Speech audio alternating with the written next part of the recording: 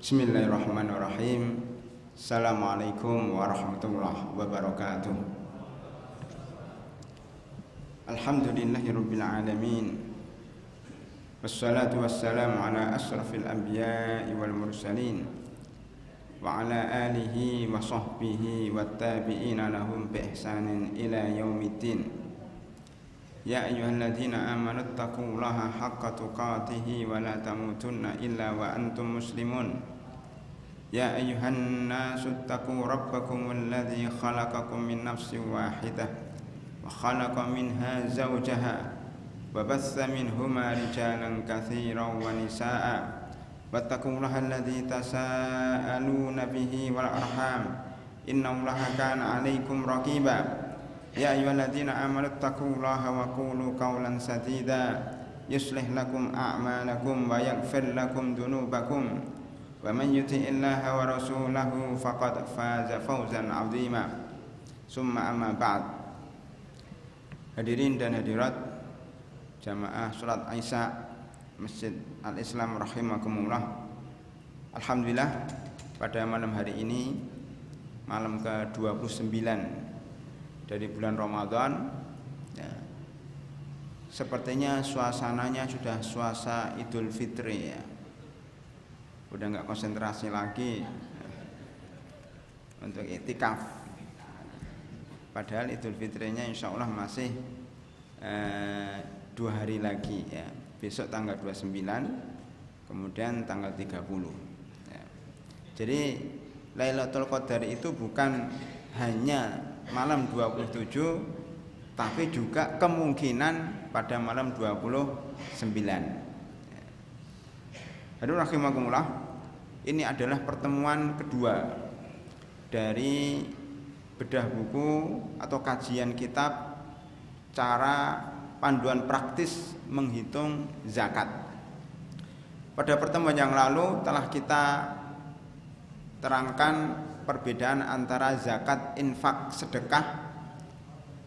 Sudah kita terangkan juga syarat-syarat zakat ya, ada 6, bahwa harta harus halal ya, harta harus dimiliki secara penuh ya, kemudian harta itu berkembang dikurangi dengan kebutuhan pokok ya, sampai nisab dan sudah berlalu 1 tahun. Kemudian kita juga memberikan beberapa contoh tentang zakat emas dan perak. Maka pada pertemuan kali ini kita masuk kepada bab ketiga nomor 2, yaitu zakat profesi. Yang dimaksud dengan zakat profesi adalah zakat dari penghasilan yang didapat dari keahlian tertentu seperti dokter, arsitek, guru, penjahit, ya, pengrajin tangan, pegawai negeri, swasta dan lain-lainnya. Penghasilan ini di dalam literatur fikih sering disebut dengan al-mal al-mustafad, harta yang didapat. Di kalangan para aktivis Islam atau di kalangan para dai terjadi perbedaan pendapat menyikapi masalah zakat profesi. Ada yang membolehkan, ada yang tidak membolehkan. Dalam arti ada yang mengatakan ini masyru' dan wajib dikeluarkan zakatnya, ada yang mengatakan tidak ada itu namanya zakat profesi. Loh, kenapa tidak ada? Karena tidak ada pada zaman Rasulullah SAW. Ya. Memang tidak ada pada zaman Rasulullah SAW. Uang kertas rupiah juga belum ada pada zaman Nabi Muhammad SAW. Ya. Beras rojo lele juga enggak ada pada zaman Rasulullah SAW. Tapi kenapa dikeluarkan? Ya. Kenapa kalian zakatnya pakai uang rupiah? Padahal zaman Rasulullah SAW itu menggunakan dinar dan dirham. Ya, tidak menggunakan uang kertas. Maka perlu kita luruskan pendapat seperti ini. Ya, namanya tidak ada. Profesi itu memang bahasa Indonesia. Maka kalau kita cari di hadis ya alaikum bizakat profesi juga nggak ada. Karena itu berbahasa Indonesia, itu bahasa Indonesia. Tetapi maksud ya, daripada kata profesi itu yang sudah diterangkan tadi, profesi itu adalah penghasilan ya, dari profesi tertentu. Guru, ya, insinyur, dokter, ya, penjahit dan seterusnya itu profesi. Artinya orang itu dapat uang. Kalau orang dapat uang dan uangnya sampai nisab dan sudah berlalu 1 tahun, maka wajib zakat apapun namanya. Apapun namanya. Ini teori atau rumus zakat secara umum, syarat-syarat zakat secara umum sudah ya tertera atau sudah masuk di dalam yang disebut dengan zakat profesi. Ya. Seorang guru ketika mendapatkan gaji tiap bulan dan dikumpulkan 1 tahun sampai 42.500.000, maka dia wajib terkena zakat walaupun profesinya guru. Ya, seorang dokter ya ketika memeriksa pasien dan mendapatkan uang dari pasien dan dari uang-uang yang lain juga, kalau sudah berlalu 1 tahun dan sampai nisab, maka wajib dikeluarkan zakatnya walaupun berasal dari profesi yang namanya dokter. Ya. Allah Subhanahu wa taala berfirman di dalam surat Adz-Dzariyat 19, wa fi amwalihim hakkum ma'lum lis-sa'ili wal mahrum. Dan di antara dan di dalam harta-harta mereka, harta mereka ini tidak dijelaskan dapatnya dari mana. Pokoknya di dalam harta mereka, barang siapa punya harta ya, dari manapun juga yang penting halal, dimiliki secara penuh sampai nisab dan 1 tahun, maka wajib dikeluarkan zakatnya. Wa fi amwalihim hakkum ma'lum. Ya. Seorang dokter yang meriksa pasien itu kan dapat uang, uangnya kan halal dan menjadi uang dia. Kalau uang dia berarti masuk di dalam wa fi amwalihim, dan di dalam harta mereka terdapat hak ya, yang jelas ya. Hak yang jelas kalau di sini wa fi amwalihim haqqun lisa'ili wal mahrum.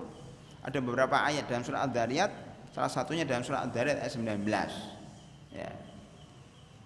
Jadi ada hak untuk fakir miskin atau orang yang meminta dan yang tidak mendapatkan bagian. Ini salah satu dalil wajibnya atau adanya zakat profesi dari Al-Quran ya. Kemudian juga di dalam surat Al-Baqarah 267 Allah Subhanahu wa taala berfirman, ya ayyuhalladzina amanu anfiqu, wahai orang-orang beriman, infakkanlah.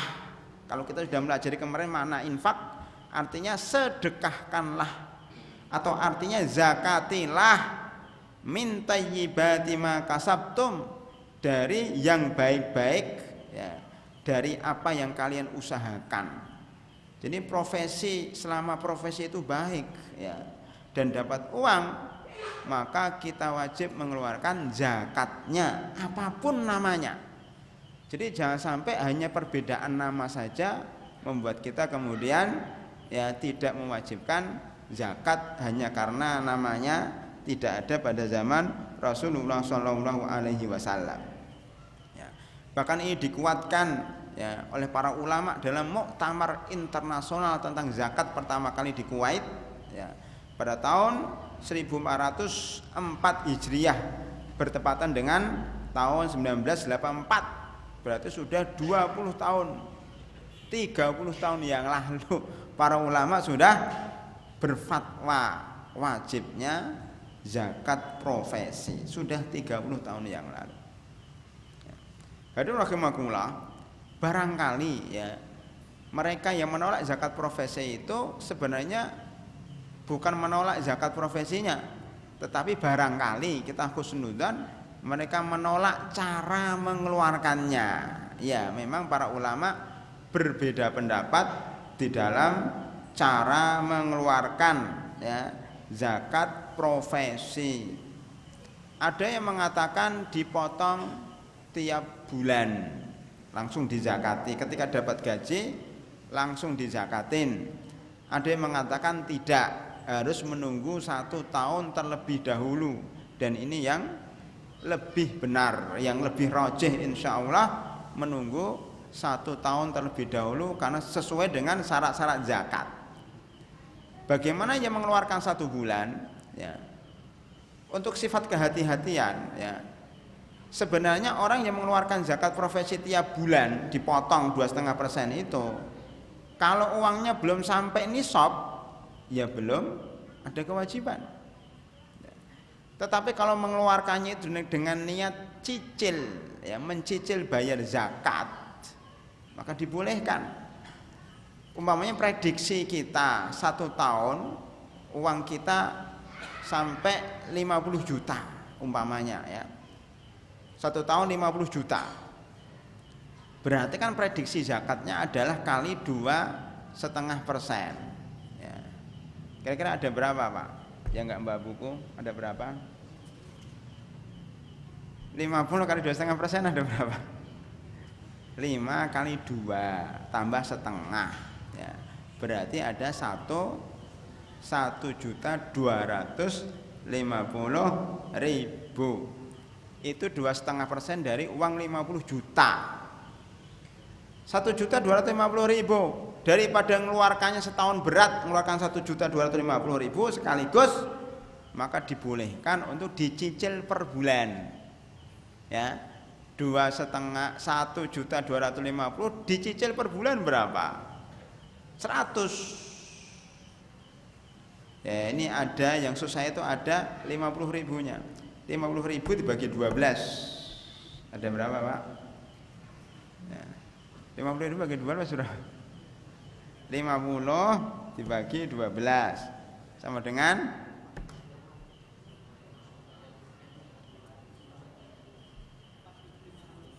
4.500. Siapa yang sudah ketemu angkat tangan? Enggak ada yang punya kalkulator. 50 dibagi 10 berapa? 5 ribu. 5.000 kali 10 50.000. Ya. Berarti sekitar 400-an, ya? Siapa yang bilang tadi? 4.100. Ya. Jadi kalau dibulatkan tiap bulannya, ya, kalau gajinya 1 tahun 50 juta, tentunya sudah dikurangi dengan keperluan macam-macam, sisanya 50 juta 1 tahun, berarti setiap bulannya mengeluarkan 104.010 rupiah gitu ya. Dibulatkan 105.000 per bulannya. Nah, ini menjadi ringan. Jadi dibolehkan mengeluarkan zakat sebelum datang waktu kewajiban. Seperti kita mengeluarkan zakat fitrah, itu mestinya wajibnya setelah terbenam matahari Ramadan. Ya, kira-kira kalau untuk tahun ini Ramadannya insya Allah itu hari Senin. Ya, tentunya harus menunggu ru'yah dulu, tapi perkiraan bulan di atas ufuk, ya, itu ketika hari Ahad itu adalah di atas 3 derajat atau 3 derajat. Insya Allah antara Muhammadiyah dengan pemerintah insya Allah sama, ya, insya Allah bareng, ya, hari Senin. Ini baru hari Sabtu. Berarti besok hari Ahad, ya, itu Ahad sore ketika maghrib tenggelam matahari itu baru ada kewajiban membayar zakat fitrah. Tetapi boleh dimajukan hari ini atau hari kemarin 1 sampai 3 hari sebelumnya untuk memudahkan dalam pembayaran. Sunahnya malam Idul Fitri, ya, sebelum keluar ke lapangan, ya, itu sunahnya. Tapi kalau mengerjakan sunah untuk zaman sekarang sangat susah. Kita pagi-pagi hari mau bagi zakat fitrah kepada siapa? Ya, orang fakir miskinnya sudah pada mudik. Ya. Susah. susah ngerjakan yang sunnah, ya udah enggak sesuai dengan sunnah enggak apa-apa, kita ajukan ya hari ini atau kemarin kita sudah mengeluarkan zakat fitrah. Ya, itu lebih maslahat ya. Kadang-kadang tidak setiap sunnah itu bisa dikerjakan ya persis pada zaman sekarang. Maka ada keringanan-keringanan. Begitu juga zakat mal itu boleh diajukan pembayarannya sebelum kewajibannya datang. Kalau diprediksi setahun itu akan terkumpul 50 juta. Nah, maka dari pendapat-pendapat tadi yang lebih benar adalah pendapat yang mengatakan kewajiban zakat profesi itu setelah 1 tahun terkumpul uang. Tetapi kalau membayar setiap bulan dibolehkan dengan niat nyicil sebelum ada kewajiban. Jadi bukan karena wajib bayar tiap bulan, bukan, tetapi karena dia mencicil membayar supaya lebih ringan. Ya. Hadirin rahimakumullah, sebagai contoh di sini, ya, langsung saya bacakan pada halaman 31 itu seorang pegawai punya gaji bulanan 10 juta kali 12 berarti sudah 120 juta. Dia punya tabungan di bank ya, bank syariah ya, sudah berlalu 1 tahun 30 juta. Berarti semuanya ada 150 juta. Dia punya kebutuhan pokok, bayar listrik, ya, bayar air, bayar sewa, bayar bensin, keperluan pokok yang tidak bisa ditinggalkan. Ya. Jumlahnya 3 juta per bulan kali 12 berarti 36 juta. Ya. Dan dia rumahnya masih nyicil tiap bulan, tiap tahun membayar 12 juta atau tiap bulan nyicilnya 1 juta. Ya, harga rumah 400 juta. Tapi dibayar selama 20 tahun umpamanya, sehingga setiap bulannya dia harus bayar 1 juta. 1 juta kali 12 sama dengan 12 juta. Walaupun dia masih punya utang. Biarkan utang itu nanti kalau sudah jatuh tempo dia bayar. Jadi yang mengurangi zakat adalah utang yang jatuh tempo ketika zakat itu dikeluarkan, yaitu 1 tahun. Maka di sini cicilan rumah 1 juta kali 12 bulan sama dengan 12 juta. 150 juta dikurangi 36 juta dan dikurangi 12 juta sama dengan saldonya 102 juta. Inilah yang harus dizakatin. 102 juta dikalikan 2,5% sama dengan berapa ya, nggak bawa buku berapa mas? Nggak tahu kan? Ya, 2.550.000 ya. Jadi 102 juta dikalikan 2,5% sama dengan 2.550.000. Ya, itu selesai penghitungan zakat profesi. Ya. Kita menginjak kepada masalah ketiga, yaitu zakat utang. Nggak pakai h ya. Menurut ejaan bahasa Indonesia yang disempurnakan itu pakai utang, bukan hutang. Utang piutang, bukan pihutang. Ya. Jadi zakat utang. Ya. Zakat utang, ya, jika dia memiliki harta sehingga sampai nisab dan telah berlalu 1 tahun, sementara dia punya utang, bagaimana caranya? Pertama, jika jumlah utangnya sangat banyak sehingga mengurangi nisab, maka tidak ada kewajiban membayar zakat. Contohnya, dia punya tabungan 50 juta ya, tetapi utangnya 30 juta. Jadi tinggal 20 juta. 20 juta belum sampai nisab. Maka orang seperti ini walaupun tabungannya 50 juta itu tidak wajib bayar zakat. Walaupun tabungannya 1 miliar tidak wajib zakat kalau utang yang jatuh tempo pada tahun itu ya itu 990 juta.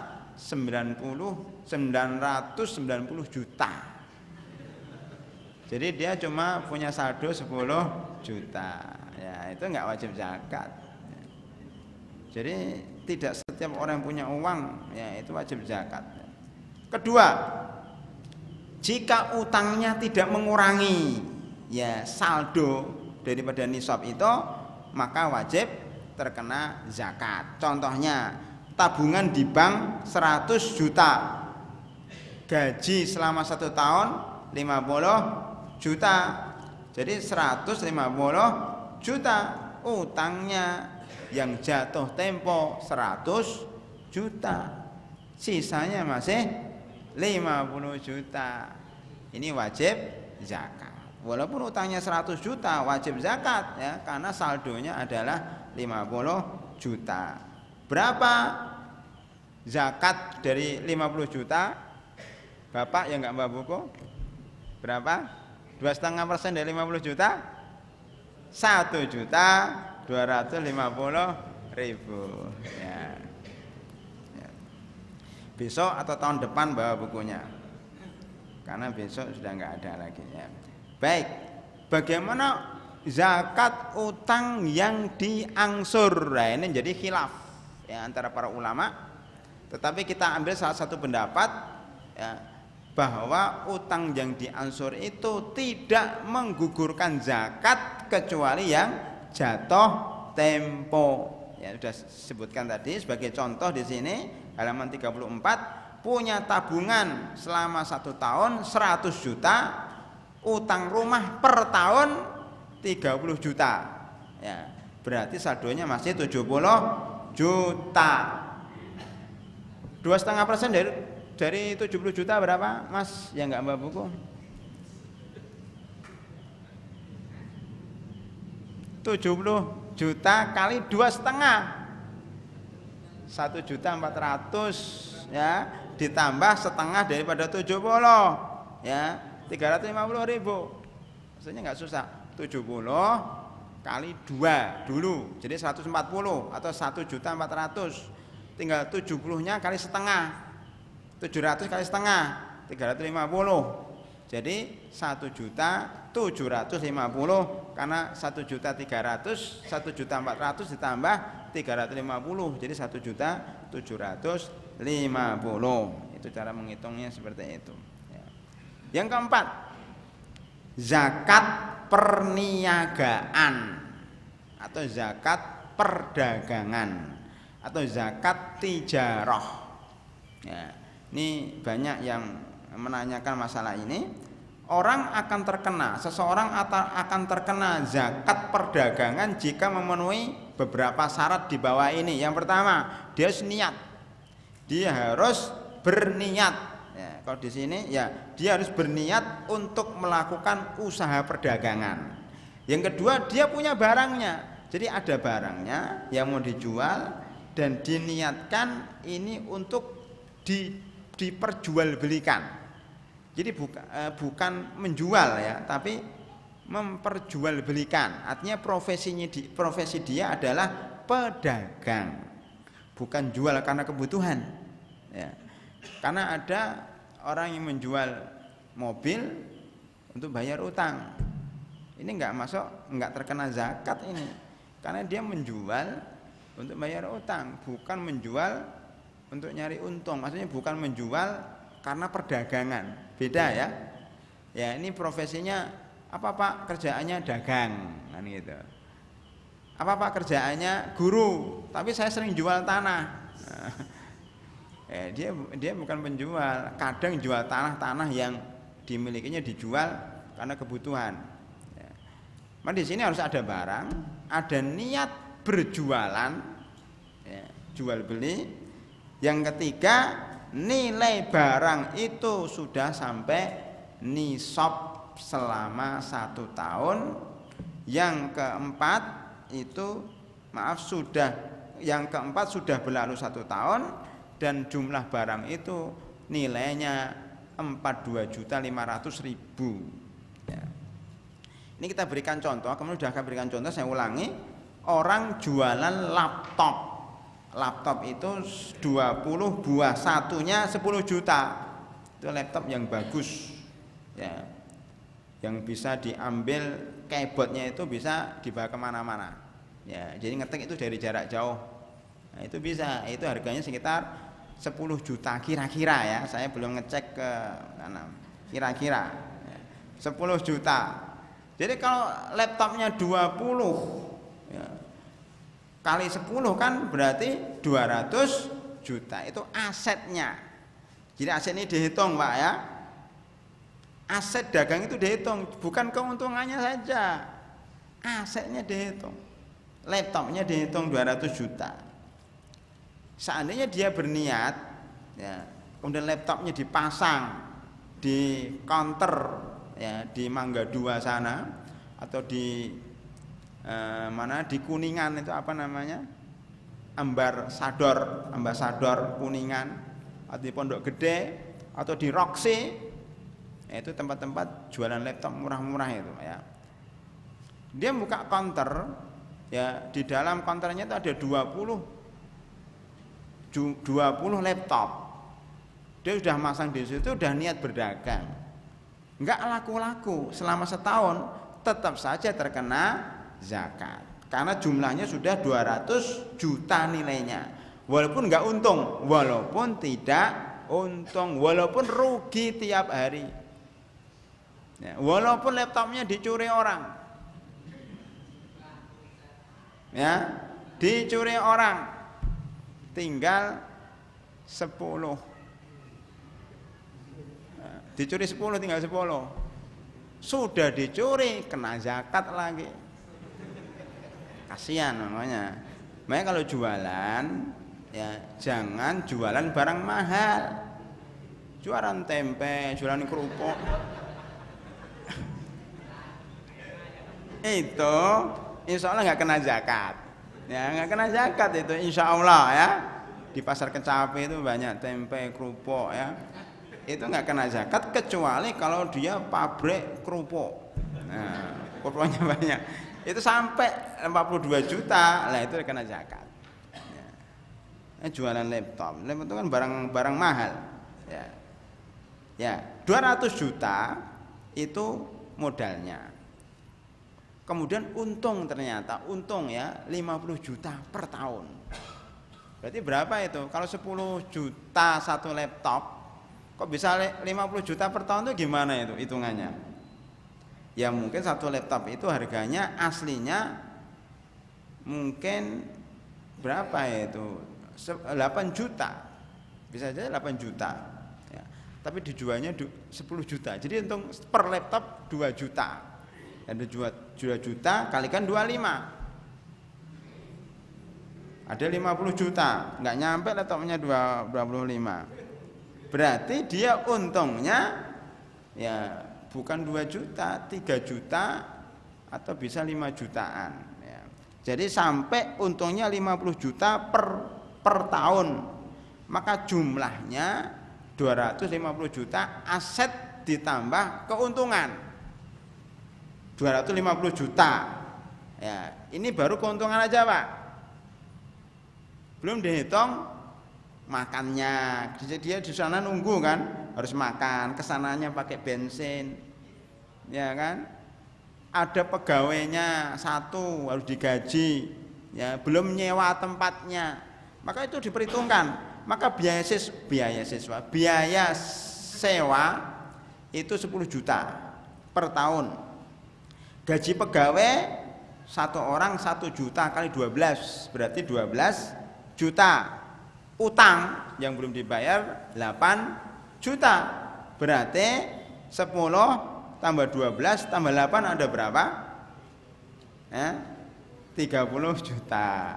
Berarti 250 dikurangi 30 juta sama dengan 220 juta. Ya enggak. Berapa persen? Ya enggak Mbak buku itu. Jangan lihat. Ya, jadi 220 juta dikali 2,5 tinggal ngalikan 2 ya, itu sudah 400, sudah 4 juta 40 ya, 2.400.000. Kemudian setengah daripada 220 juta sama dengan di sini jadi 5 juta 500.000. Benar ya, 5 juta ya? Oh ya, 5.500.000. Oh banyak kan? Banyak. Memang kita ulang-ulang jualan itu. Kalau orang jualan itu untungnya memang banyak, tapi zakatnya juga banyak. Semakin banyak modalnya, semakin banyak untungnya, semakin banyak zakatnya. Ini para mahasiswa atau para amil zakat, kalau ingin nyari zakat itu sama pedagang. Ya, sama pedagang itu banyak zakatnya. Jangan sama pegawai itu dikit zakatnya. Jangan pula sama rental mobil, dikit. Jadi rental mobil, sewa rumah, sewa ruko, itu zakatnya dikit. Ya, termasuk ahli Islam nih zakatnya dikit itu. Kan cuma nyewakan ruko aja itu. Berapa per bulan ruko itu? 400.000. Dia punya 10 ruko aja. Ya, 400 kali 10 berapa? 4 juta. Enggak ada apa-apanya. Dia punya 100 ruko aja. 100 ruko kali 400 kali 100 berapa? 400 kali 100 berapa? 40 juta. Iya kan? Punya 100 ruko, enggak terkena zakat. Ya, kalau dia tidak punya uang selain itu, ya, selain ruko itu. Kenapa? Karena dia cuma dapat 400 ya, per tahun. Ya, kalau per bulan dapat. Ya, tadi ngitungnya per tahun. Jadi kalau per bulan 400, berarti kalau dikalikan 12 berarti berapa? 6 juta. 6 juta rukonya 10 dapat. Ya. Kalau ngitungnya per bulan ya, kalau ngitungnya per tahun berarti nggak dapat. Ya. Makanya ruko penyewaan itu untungnya tidak terlalu banyak. Kecuali kalau kita jualan ruko atau developer, pengembang, nah, itu zakatnya banyak sekali. Karena setiap ruko dihargai, harga ruko itu berapa? Satu ruko di depan itu ahli Islam itu namanya satu ruko itu bisa sampai 60 sampai 100 juta satu ruko setahun. Kalau nggak laku berarti sudah terkena zakat 100 kali 2,5, 2.500.000 pada rukonya nggak laku, tetapi kena zakat 2.500.000. Ya, ya ini kenapa? Karena jualan itu modalnya banyak, untungnya banyak, maka zakatnya banyak. Kalau sewaan itu untungnya sedikit. Ya ini untuk perdagangan ya. Yang kelima, zakat investasi properti, ini yang baru kita sampaikan ya, yaitu seperti menyewakan ruko, losmen, hotel. Ya hotel itu insya Allah ada zakatnya karena lakunya kalau rame itu ada zakatnya. Tapi kalau enggak, hotelnya masya Allah tingkat 20 ya, harga satu malamnya bisa sampai 2 juta, 3 juta, itu kadang-kadang nggak terkena zakat kalau tidak ada yang nyewa. Wah kelihatannya mentereng, tapi nggak kena zakat Pak kalau nggak ada yang nyewa ya. Karena uangnya itu hanya dapat dari sewaan itu ya. Ya. Hotel, sarana transportasi kayak angkot, taksi. Itu taksi di Kodau itu apa namanya, taksi putih itu, ekspres itu yang di pinggir jalan buat macet itu, taruh di mana bunderan itu enggak, itu katanya bayar. Saya pernah nanya, kenapa sih Bapak kok parkir taksi di pinggir jalan kan macet? Ya kita bayar juga Pak, sama yang bau rekso di situ. Nah itu yang membuat macet itu. Sebenarnya itu kan jalan umum nggak boleh. Kalau mau parkir ya di tempat parkir khusus. Ya. Jadi taksi itu ya itu hanya diambil keuntungan sewanya. Ya kalau banyak seperti ekspres itu insya Allah ada zakatnya. Nggak tahu nih Alisan sudah kesana nggak minta zakat sama perusahaan itu. Ya kadang-kadang belum dikeluarkan zakatnya itu ya. Itu bisa untuk diambil zakatnya. Seperti angkot, bus umum, kereta, kapal laut dan pesawat. Ini semuanya adalah dari sewa atau dari harga tiket penumpang itu. Ya. Cara mengeluarkannya bagaimana? Ya. Cara mengeluarkannya, contoh pertama, jika hasil sewaannya sudah sampai nisab, maka langsung dihitung zakatnya. Contohnya, hasil gedung yang disewakan 100 juta.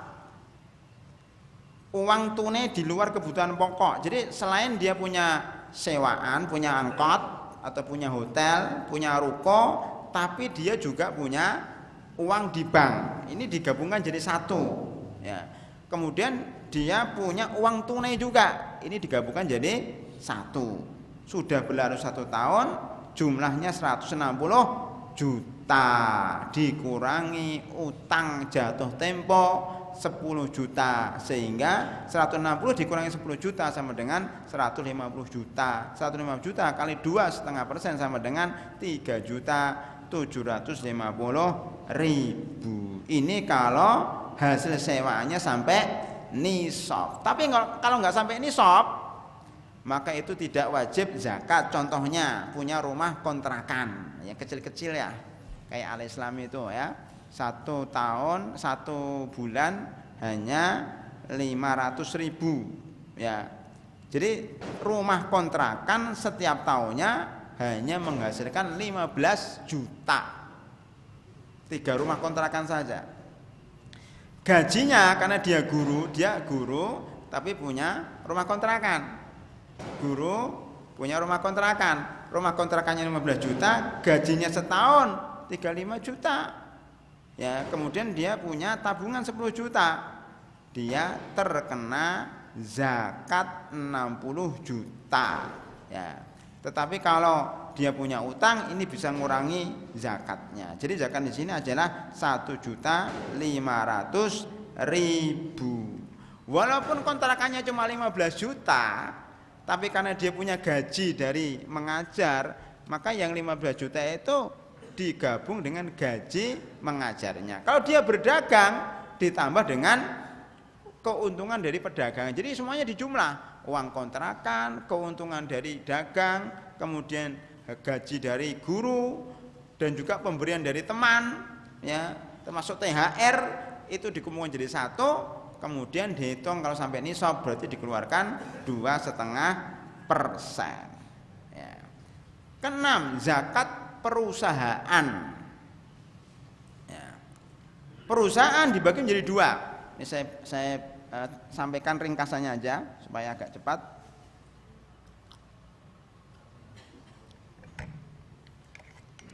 Perusahaan yang bergerak dalam jual beli. Yang kedua, perusahaan yang bergerak dalam sewa menyewa. Ini harus dibedakan, Pak. Kalau perusahaan yang bergerak ya dalam jual beli, maka asetnya dihitung. Ya.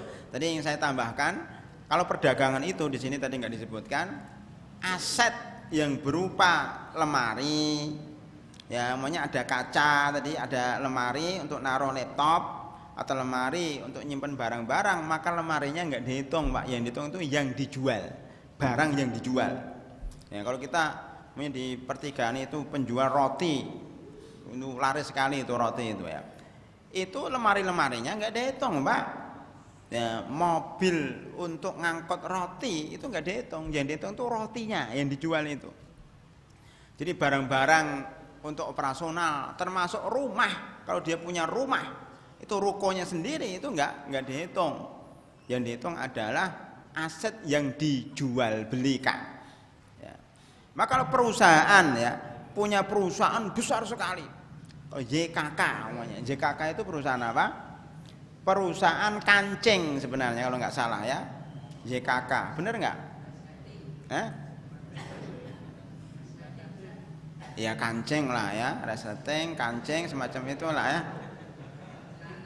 celana ya. Itu kan gedungnya besar banget itu di pinggir tol itu. Tapi gedung sebanyak itu, sebesar itu nggak dihitung. Yang dihitung kancingnya ada berapa? Ya, lerekannya ada berapa?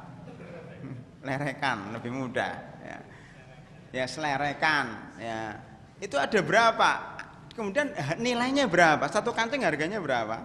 Ini ada yang suka jualan kancing di sini, berapa satu kancing mas? Kerja di JKK ya? Enggak. Ini berapa harganya? Ini kalau ini bisa aja satu ruangan atau satu masjid ini belum tentu sampai nisab loh kalau jualannya kancing.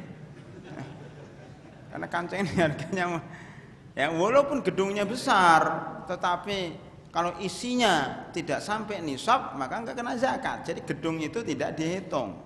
Yang dihitung adalah hartanya saja dan aset yang dijual dan keuntungannya saja, ya. Belum dikurangi gaji pegawainya berapa. Maka kadang saya lihat di Ramayana, ya. Tapi Ramayana itu saya kira sudah terkena zakat ya, walaupun gaji pegawainya banyak banget. Belum di toko buku mamanya, toko buku Gunung Agung mamanya. Itu banyak sekali bukunya, banyak sekali pegawainya. Kadang saya mikir ini untung enggak sih? Karena pembelinya sangat sepi, ya harga-harganya sangat mahal, ya. Saya kira itu terkena zakat ya. Hadirin rahimakumullah. Cara menghitungnya bagaimana? Umpamanya ini ada seorang teman mempunyai produksi lemari kayu. Ya, taruhlah perusahaannya nggak usah besar-besar ya. Jadi tukang kayu mempunyai aset 30 lemari. Setiap lemari itu kira-kira 2 juta ya. Kira-kira lah ya, 2 juta kali 30 sama 60 juta. Ya. Keuntungannya 10 juta per tahun dan dia punya uang tunai 30 juta. Berarti 60 tambah 30 tambah 10 sama dengan berapa? 100 juta. Ya. Kemudian gaji pegawai karena dia punya pegawai 2 atau 3 setahun 20 juta. Ya. Utangnya 20 juta. Jadi 100 juta dikurangi 40 juta. Jadi 60 juta sudah terkena zakat. Ya, jadi kalikan 2,5% sama dengan 1.500.000 kalau uangnya 60 juta per tahun. Baik, zakat saham. Zakat saham. Ini di sini ada yang punya saham enggak? Ya. Langsung aja contohnya saham. Ya. Saham itu berupa kertas ya, kertas saham 50.000 sahamnya. Dan setiap saham itu 200 nilainya 2.000 ya. Di sini namanya Pak Joko mempunyai saham di perusahaan A. Jumlahnya 50.000 lembar. Dengan harga per lembar 2.000. Adapun dividen keuntungan dari saham tersebut ada 200 per lembar. Berarti 50.000 kali 2.000 sama dengan 100 juta. Keuntungannya 50.000 kali 200 perak. Walaupun cuma 200 perak, tapi kan sahamnya 50.000. 200 kali 50.000 sama dengan 10 juta. Jadi jumlah semuanya 110 juta kalikan 2,5 sama dengan 2.750.000. Itu zakat saham. Yang ke-8 zakat pertanian. Di sini nggak ada petani, mungkin saya lewatin aja ya. Kecuali kalau ada petani akan tangan. Petaninya siapa? Nggak ada ya? Hah? Nggak ada kan? Ada. Orang tua ya. Ya udah nanti sampaikan sama orang tua. Jadi zakat pertanian dalilnya surat Al-An'am 141. Di situ ada terakhir ayat itu wa atu haqqahu yauma hasadi. Itu dalilnya. Surat Al-An'am 141 di ayat terakhir. Wa atu haqqahu yauma hasadi, dan berikan haknya zakatnya pada waktu panen. Nah, ini beda. Kalau khusus pertanian tidak ada syarat haul. Ini yang kadang-kadang dipermasalahkan zakat profesi. Ada sebagian ulama mengkiaskan zakat profesi itu seperti zakat pertanian. Zakat pegawai negeri itu kayak zakat pertanian, dapat langsung dizakati, dapat langsung dizakatin. Ya. Karena petani itu kalau panen langsung dizakatin. Ini kias, ya perbandingan yang sebenarnya tidak sebanding. Pertama, zakat pertanian itu kena zakat kalau sudah sampai nisab. Hasilnya sampai 595 kilogram atau setengah kintal lebih, sudah bersih, dikurangi gabah-gabahnya, ya sudah siap dimakan kayak beras ya, 595 kilogram.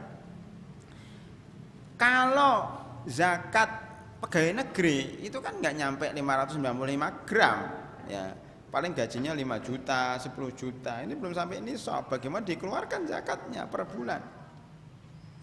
Kemudian bedanya para hadirin rahimakumullah, kenapa petani itu kok zakatnya setiap panen? Kenapa nggak nunggu 1 tahun? Hikmahnya apa? Hikmahnya apa para hadirin? Pernah lihat seorang petani bagaimana kerjanya? Gimana cara kerjanya petani itu? Terus? Enggak, berarti enggak pengalaman. Petani itu kerjanya paling pagi ke sawah, ya menanam. Kalau sudah tumbuh ke sawah itu enggak kerja, cuma lihat-lihat ada burung enggak, ya nanti ada air yang enggak ngalir dialirkan, itu aja kerjaannya. Kerjaan petani itu cuma di awal ketika nanam, bener enggak? Ya, mencangkul di awal aja, paling seminggu dia nanam. Setelah itu ya dia paling bolak-balik jalan-jalan, lihat ada burung enggak, bersihkan, pulang, tidur, nanti ke sawah, lihat lagi. Jadi sebenarnya petani itu kerjaannya santai, Pak.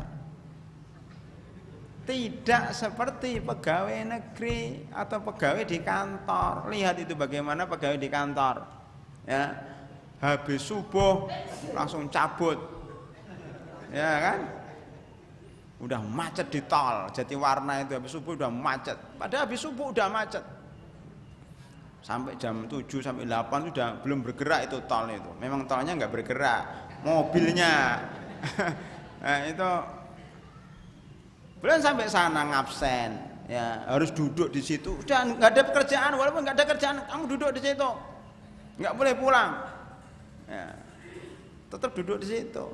Ya, nanti harus pulang jam sekian. Ya, kalau Ramadan ada diskon 1 jam, jadi boleh jam 3 pulang. Itu kalau PNS, kalau swasta diskonnya cuma sampai jam 4 saja. Ya, itu pulang macet lagi sampai rumah jam 10 malam. Anaknya sudah tidur, istrinya sudah tidur. Sebelum istrinya bangun dia cabut lagi. Itu kerjaan pegawai kayak begitu. Berat, Pak. Beda dengan petani. Mau ke sawah ke jam berapa terserah. Dan biasanya mau ke sawah itu nggak pernah macet, Pak. Nggak usah pakai bensin juga. Ya. Pokoknya enak jadi petani, tinggal tidur tumbuh sendiri itu, Pak. Ya numbuh, iya kan? Ya numbuhkan pohon-pohon itu siapa? Allah Subhanahu wa taala. Tumbuh sendiri, nggak usah masuk pun tumbuh. Cuma kalau pegawai nggak masuk, gajinya dipotong. Beda, Pak. Nggak bisa disamakan. Oleh karena itu pegawai itu zakatnya nunggu 1 tahun dikurangi keperluan. Kalau petani zakatnya ketika dapat langsung dizakatin. Ya. Nisabnya 595 kilogram. Nah, itu bedanya. Jadi sehingga petani itu memang agak nyantai. Tetapi di sini disebutkan bahwasanya kalau diairi ya dengan sungai atau hujan, maka zakatnya 10%. Kita lihat di sini ya. Fi masaqqatil al-hanar wal uyunul al-usyru wa ma suqiya bisawani fa fihi nisful usri. Ya.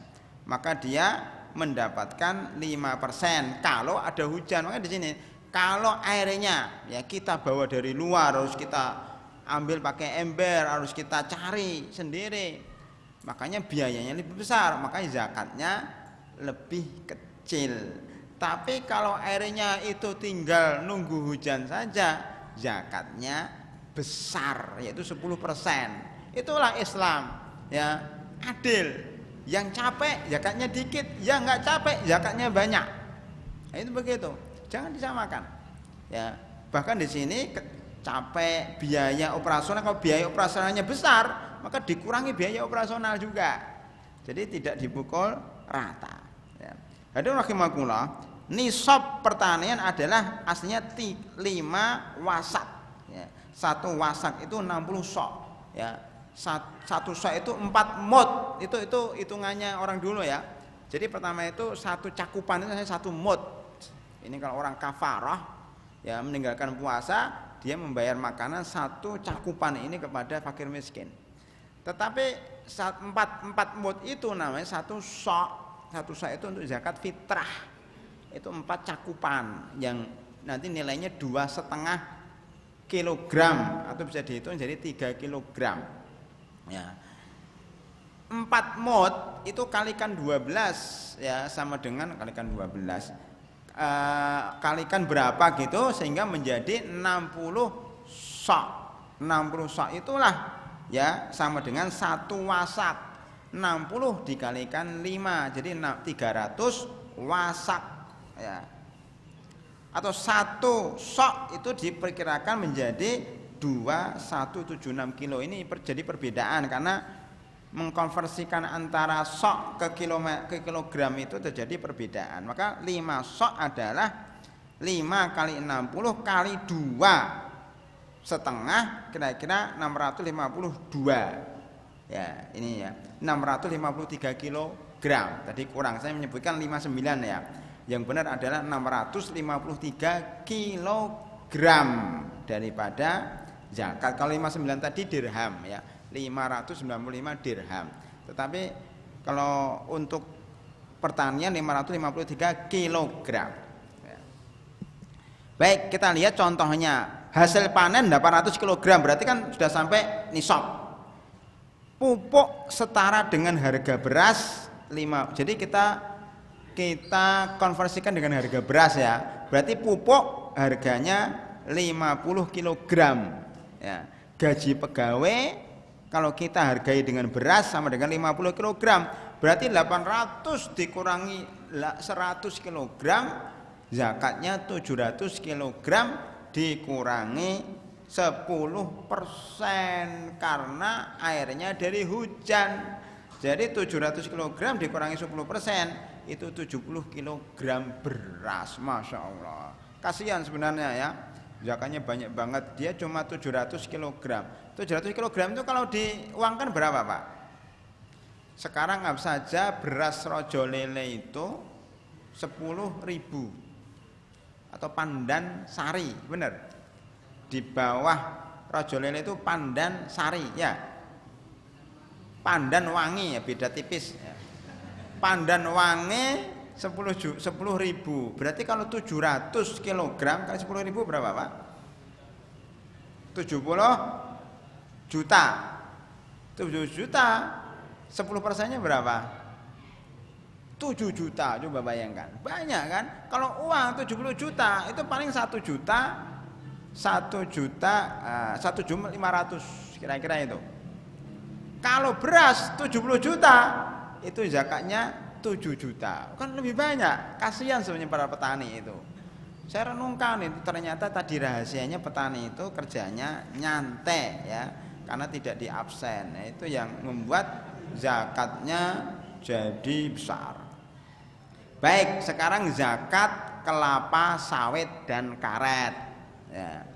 Jadi begini para hadirin rahimakumullah, ini saya percepat ya. Pertanian yang wajib dizakati itu adalah makanan pokok saja, beras, gandum, kurma, anggur dan sebagainya. Tetapi kalau bukan makanan pokok seperti kelapa sawit, cengkeh, teh, apalagi karet, itu kan bukan makanan pokok. Memang ada yang makan karet? Nggak ada. Maka itu tidak wajib dizakatin Pak. Jadi karet, karena tidak ada yang makan karet ya, maka tidak wajib dizakatin ya, tidak wajib dizakatin. Nah terus bagaimana, kan punya kebun berhektar-hektar, dizakatinya kalau dijual. Kalau dia punya kebun karet berhektar-hektar tapi dipakai sendiri ya untuk membuat ban umpamanya karet kan untuk membuat ban ya, itu enggak wajib zakatin, kecuali kalau bannya dijual, ya, baru nanti terkena zakat jual beli. Begitu juga kalau kelapa sawit, ya, karet, cengkeh itu dijual, maka terkena zakat jual beli, bukan zakat pertanian. Ya, ini jangan salah paham nih ya. Pertanian enggak kena zakat, zakatnya karena dijualan. Ya, jual beli itu. Maka di sini saya sebutkan, ya, hasil panen 1 tahun itu ada 30.000 kilogram kelapa sawit. Per kelapa sawit itu Rp2.000 saja. Coba kelapa sawit yang besar kayak gitu itu harganya 2.000, Pak, murah banget kan? Tapi kan jumlahnya 30.000 kilogram. Kilonya itu yang membuat mahal. Jadi 30.000 kilo kali 2.000 sama dengan 60 juta. Kalau dia punya 30.000 kilogram kelapa sawit, itu sudah terkena zakat. Jika dikurangi biaya operasional 10 juta saja, masih 50 juta, berarti zakatnya adalah 1.250.000 kalau dijual. Kalau nggak dijual nggak terkena zakat. Nah, baik, ke-10 ini zakat peternakan unta, sapi, domba, dan kambing. Di sini kan nggak ada yang punya kambing, ada nggak? Nggak ada kan? Kita lewati ya. Ya, yang punya unta nisabnya 5 sampai 9 unta. Itu zakatnya 1 kambing. Ini aneh ya, punya unta tapi zakatnya kambing. Tadi kemarin yang nanya, Ustadz, zakat itu apakah kalau unta zakatnya unta? Ya, kalau kambing zakatnya kambing, tidak harus. Kalau mau zakat unta nggak apa-apa, dapat 5 unta, zakatnya unta 1 itu lebih baik.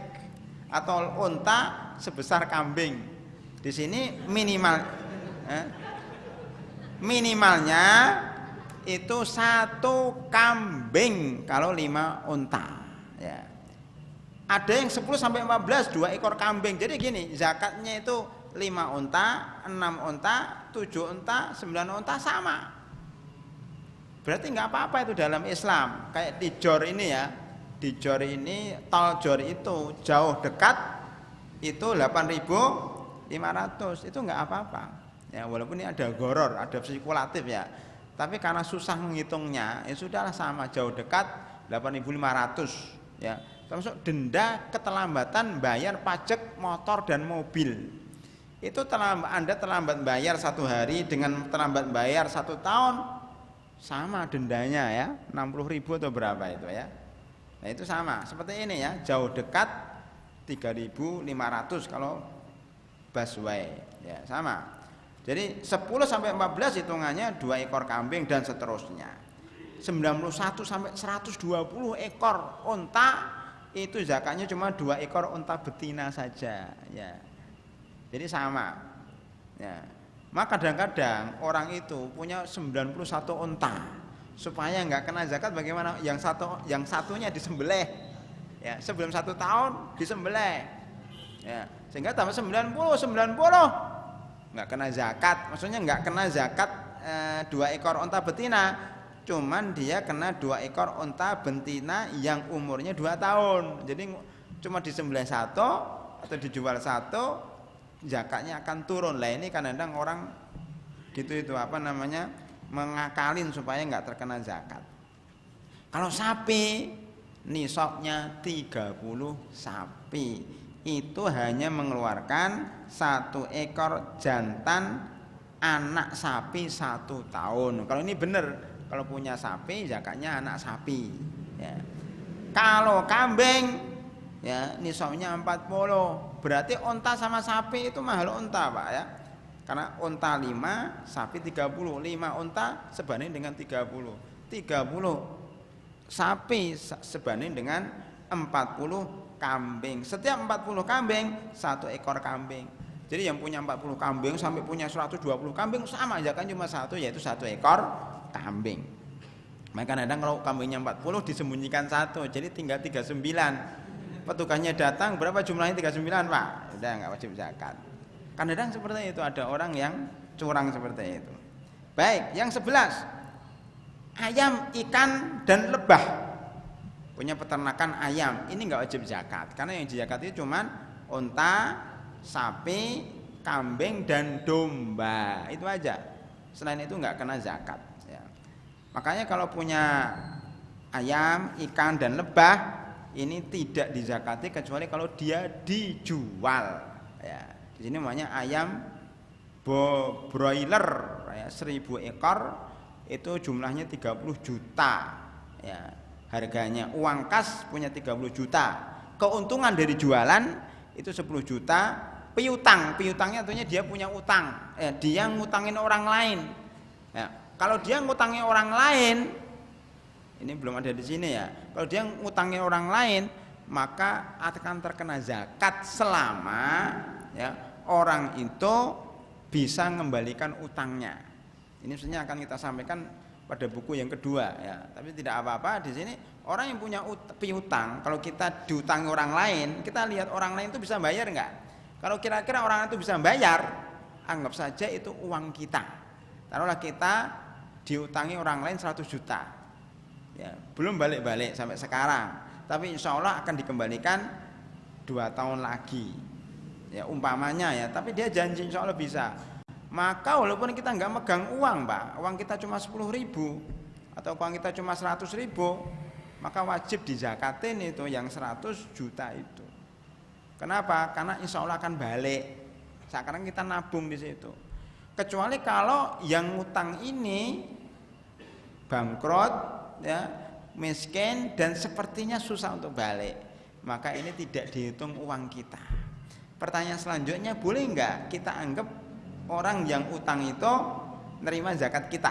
Dalam arti begini, uang saya dipinjam orang miskin, ya, sebanyak 1.200.000, dia nggak bisa kembalikan. Datanglah bulan Ramadan, itu saya katakan daripada nggak balik, sudahlah saya niatkan 1.200.000 itu zakat saya kepada kamu lah, boleh nggak? Nyambung belum pertanyaan saya? Belum ya? Saya diutangi orang miskin, ya, 1.500.000. Sudah 1 tahun, ya, dia nggak mengembalikan dan sepertinya nggak bisa deh. Ini bulan Ramadan saya belum mengeluarkan zakat nih. Zakat saya itu jumlahnya 1.500.000 persis dengan yang dia utangin. Apakah boleh saya katakan sudahlah kamu nggak usah mengembalikan, kalau nggak bisa saya anggap itu zakat saya kepadamu, boleh nggak? Boleh. Boleh. Ada yang bilang nggak boleh?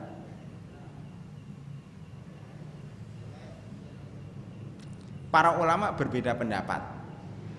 Ada yang mengatakan boleh, ada yang mengatakan tidak boleh. Yang mengatakan boleh karena ini uang saya, walaupun nggak balik, tapi kan uang saya kan. Yang mengatakan tidak boleh, walaupun itu uang Anda, tapi kan Anda sudah tidak mungkin bisa mengambilnya, dianggap itu uang yang hilang.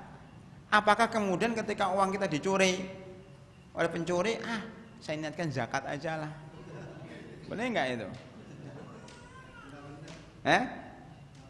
Ya itu berarti kita membayar zakat kepada orang yang nggak bisa bayar utang, itu berarti seperti kita menzakati uang kita yang dicuri orang. Nah, makanya sebagian ulama tidak membolehkan karena itu dianggap uang yang sudah hilang. Uang sudah hilang kok dizakatin? Ya. Makanya rumahnya terbakar. Oh udahlah, anggap saja saya zakat 10 tahun ini. Nah, nggak bisa lah. ya, nggak, motornya hilang udah saya zakatin untuk 2 tahun karena motor kan 15 juta ya. Udah dicuri orang, udah saya zakatin sama pencurinya lah. Ya, selama 5 tahun. Nah, ini nggak boleh juga karena uangnya sudah hilang. Baik, hadirin rahimakumullah, bab keempat ini kita selesaikan, zakat fitrah. Nah, sekarang ini yang belum bayar zakat fitrah silahkan membayar zakat fitrah. Ya. Banyak SMS yang masuk ke saya menanyakan, Ustadz, janin dalam kandungan itu wajib dizakati enggak? Jawabannya tidak wajib sampai dia lahir dan menangis serta dalam keadaan hidup, maka baru wajib dizakatin fitrah.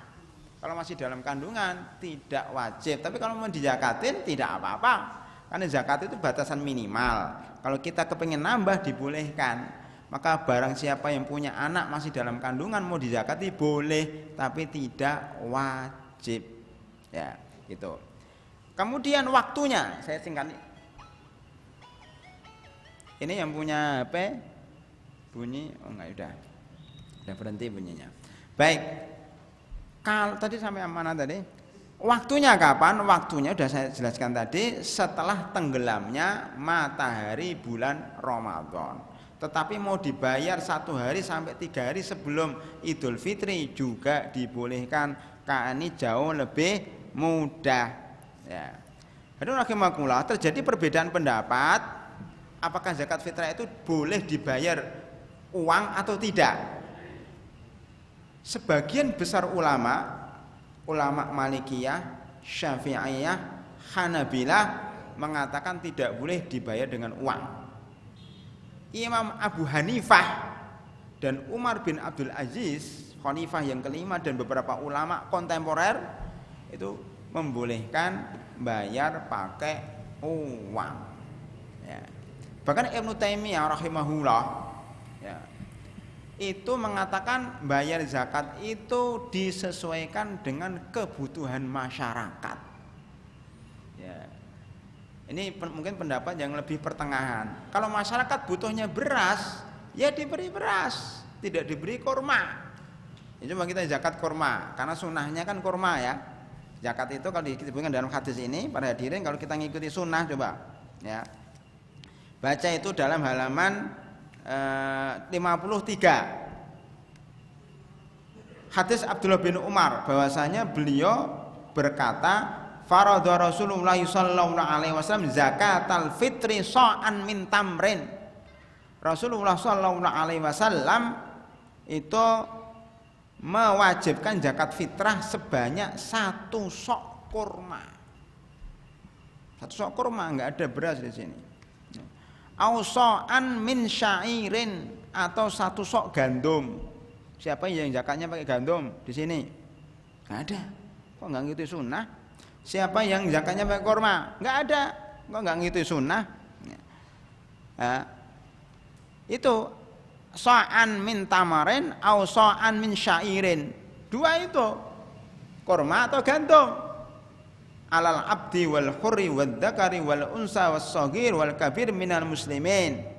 Ya, kepada budak di sini, orang merdeka, laki-laki, perempuan, anak kecil, orang besar dari kalangan orang Islam, dan belum memerintahkan agar ditunaikan sebelum orang-orang pergi menunaikan sholat. Sunnahnya adalah pagi sebelum sholat. Tapi nyatanya tidak ada satupun dari kita atau dari mayoritas umat Islam Indonesia, mungkin tidak ada orang Indonesia yang zakatnya pakai kurma. Coba diteliti ada enggak? Dari sekian juta, 150 juta sampai 200 juta, tidak ada zakatnya pakai kurma. Lalu padahal sunnahnya adalah pakai kurma kan? Tidak ada beras. Dalam hadis Rasulullah SAW memerintahkan umat Islam zakat pakai beras, rojo lele apalagi, pandan wangi, nggak ada loh. Kalian dari mana zakatnya pakai beras? Dari mana? Dalilnya apa? Dalilnya mana? Nggak ada kan? Kemudian para ulama Indonesia mengatakan, loh itu maksudnya kurma itu bukan kurma, maksudnya adalah makanan pokok. Di sini nggak ada makanan pokok, zakatlah dengan makanan pokok, nggak ada. Lah itu diambil hikmahnya kata mereka. Jadi maksudnya kurma itu bukan kurmanya, bukan gandumnya, tapi itu mungkin maksudnya makanan pokok. Nah itu kata mereka. Lah Abu Hanifah enggak.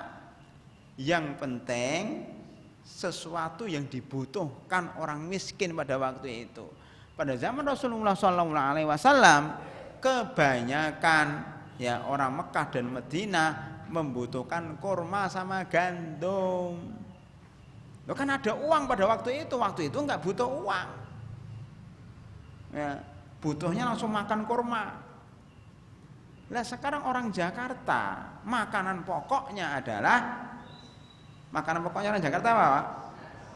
uang. Bener nggak? Diberi beras, dijual lagi, bener nggak? Diganti dengan uang. Jadi mereka itu butuh uang, Pak, sebenarnya nggak butuh beras. Anda memberikan sesuatu yang nggak mereka butuhkan, ya kan?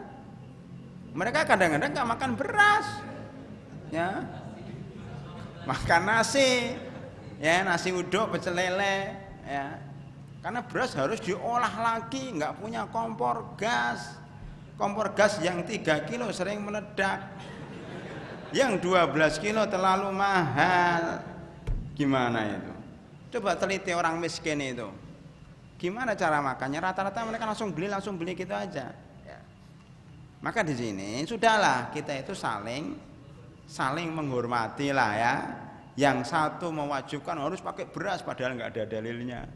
Pakai uang juga nggak ada dalilnya. Sama-sama mengkiaskan dengan kurma. Kurma itu maksudnya makanan pokok. Lah orang katakan pokok, yang satu beras, yang satu makanan pokoknya uang. Ya sudahlah. Ya, makanya salah satu ulama ya, Ibnu Taimiyah ini mengatakan zakat fitrah itu diberikan sesuai dengan kebutuhan masyarakat. Ya kalau butuhnya beras diberi beras, yang butuhnya kurma diberi kurma, yang butuhnya gandum diberi gandum, yang butuhnya jagung diberi jagung, kan gitu. Ya, yang penting dia bisa makan pada hari itu. Maka di sini ada dalil wa tu'matun lil masakin pada 54, zakat fitrah itu untuk bantuan makanan para fakir miskin. Ya. Makanya banyak yang mempertanyakan bagaimana kalau kita berikan zakat uang kepada panitia. Panitia baru membelikan. Loh gimana? Itu kan juga sebenarnya kita zakatnya ke panitia itu uang. Iya kan? Kemudian panitia baru membelikan beras. Itu. Berasnya diberikan sama fakir miskin dijual lagi, muter. Akhirnya lebih murah kan jatuhnya kan? Kenapa? Kalau kita ngikuti sunnah, kita serahkan kurma ke panitia, kan gitu. Panitia itu nanti memberikan. Kata panitia ribet Pak Ustadz katanya. Yang satu memberikan kurma, yang satu memberikan beras rojo lele, yang satu memberikan beras pandan wangi, yang satu memberikan beras raskin. Itu gimana cara baginya, gimana panitianya itu gimana? Saya tanya sama panitia, bingung kan? Yang satu dapat raskin, yang satu dapat pandan wangi, akhirnya nggak adil. Oh akhirnya gini aja Pak, berikan aja kepada kami uang. Loh akhirnya uang juga, biar kami yang membelikan beras sama rata.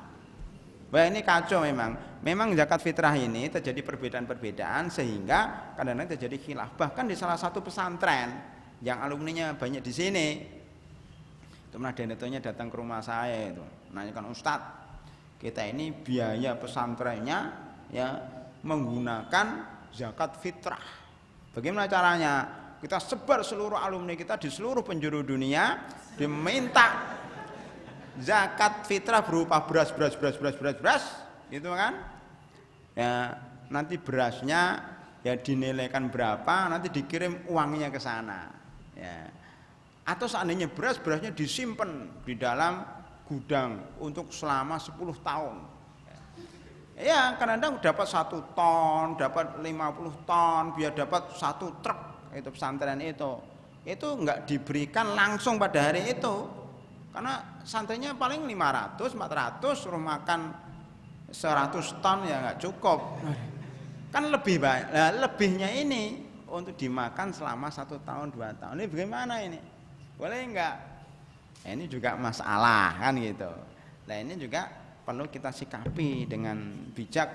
Apakah memang zakat fitrah itu saklek harus seperti itu atau boleh tadi kemudian mengikuti maslahat yang dibutuhkan masyarakat sekarang. Apakah zakat fitrah itu harus habis pada hari itu apa boleh disimpan? Sekarang banyak loh orang miskin yang ambil zakat itu keliling. Karena saya nasihatin ya, kepada para panitia itu, Pak, kalau bisa zakat itu jangan dibagi pakai kupon di masjid. Karena banyak para penyusup dan penyelundup itu. Ya, ketahuan ada orang yang tugasnya itu malam hari raya Idul Fitri itu keliling, Pak. Satu orang atau rombongan gitu ke masjid ini dapat ya 5 kilo, pindah lagi langsung naik motor ke masjid sampingnya dapat 5 kilo, pindah lagi ke masjid sampingnya. Di Bekasi ada berapa ribu masjid, itu dikumpulkan, masya Allah, satu orang dapat 1 truk, coba bayangkan. Iya, ada yang seperti itu. Maka yang paling baik panitia itu datang ke rumah masing-masing, didata kerjasama dengan RT dan RW, siapa yang miskin diantar ke rumahnya masing-masing. Nih Pak, berasnya nih, jelas kan rumahnya kayak apa, jadi dia nggak bisa bohong. Oh rumahnya kayak, langsung kita ngetahuin butuhnya berapa, anaknya 5, beri harusnya lebih banyak. Kadang-kadang kalau pengurus masjid nggak mau ribet, pokoknya satu orang satu kresek, padahal yang satu nggak punya anak, yang satu anaknya 10, yang satu istrinya 4, susah, sama-sama dapat 1 truk. Oleh karena itu para hadirin rahimakumullah, ya hendaknya sebaiknya lembaga zakat itu datang ke rumah orang miskin itu langsung, sehingga tidak ada yang dimanipulasi dan tidak ada yang menipu atau berpura-pura jadi orang miskin. Saya kira ini untuk zakat fitrah. Waktu sudah habis. Ya, kita masih ada 1 bab lagi sebenarnya ya. Orang-orang yang berhak mendapatkan zakat. Ya, saya baca aja karena ini harus selesai malam ini. Saya bacakan sekilas saja. Yang mendapatkan zakat itu dalam surat At-Taubah ayat 60. Ya. Innamas shadaqatu lil fuqara. Sedekah itu, zakat itu untuk, karena ini pakai sedekah ya. Innamas shadaqatu maksudnya sesungguhnya zakat itu bagi fakir, miskin, lil fuqara wal masakini wal amilina 'alaiha wal mu'allafati qulubuhum. Ini menggunakan li semuanya ya. Jadi untuk fakir, miskin, mu'allaf ya, dan amil dan mu'allaf. Berarti kalau zakat itu sudah diserahkan kepada fakir miskin, sudah dapat uang, maka kita tidak boleh memintanya lagi. Taruhlah kita beri zakat mal 1.200.000 kepada fakir miskin. Nih Pak, zakat dari saya 1.500.000. Ternyata fakir miskinnya itu hobinya ngerokok ya. 1.500.000 itu untuk beli rokok ya. Bahkan untuk macam-macam lah ya, yang sifatnya maksiat. Kita nggak boleh protes, saya ambil lagi, nggak bisa Pak.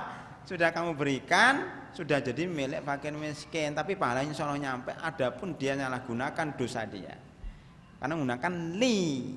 Tapi kalau lil fuqara wal masakin wal amilina 'alaihi wal mu'allafati qulubuhum wa fir riqab, kalau pakai fi itu harus penggunaannya harus sesuai dengan tujuan memberikan zakat. Seorang budak kepengen memerdekakan diri, Pak saya budak kepengen merdeka, uangnya kurang ya, saya beri zakat dong. Kita beri zakat 50 juta mamanya atau 5 juta, ternyata diselewengkan, tidak dipakai untuk memerdekakan dirinya sendiri, maka kita berhak untuk mengambil karena menggunakan kata-kata fi bukan li. Jadi ada 2 Pak, fisabilillah sama firriqab. Jadi kalau kita memberikan zakat untuk perang, mujahid yang mau pergi ke Suriah, mau pergi ke Irak, mau pergi ke Palestina, tiba-tiba uangnya enggak dipakai untuk ke sana, malah untuk jajan, malah untuk beli baju, maka boleh kita ambil lagi karena penggunaannya hanya fisabilillah, bukan untuk dimiliki tapi untuk digunakan sesuai dengan perintahnya. Itu rahasia karena menggunakan li dan fi. Nah, itu. Fakir itu adalah orang yang punya penghasilan tapi penghasilannya tidak mencukupi 50% daripada kebutuhannya.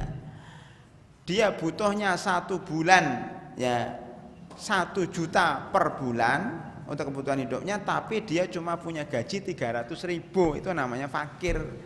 Kalau miskin penghasilannya lebih 50% tapi nggak nyampe 100% dari kebutuhannya.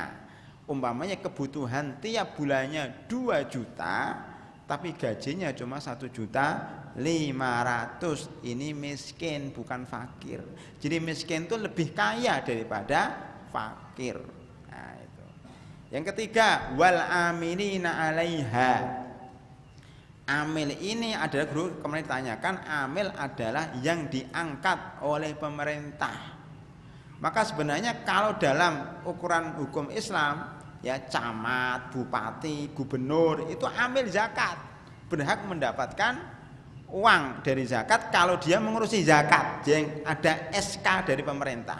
Kalau pemerintahnya bukan pemerintahan Islam dan pemerintahnya tidak maksimal mengeluarkan zakat, maka paling tidak ada SK dari ormas atau dari yayasan yang mengangkatnya sebagai pegawai zakat digaji penuh, ya, karena kerjanya dari jam 8 sampai jam 4, gajinya dari uang zakat.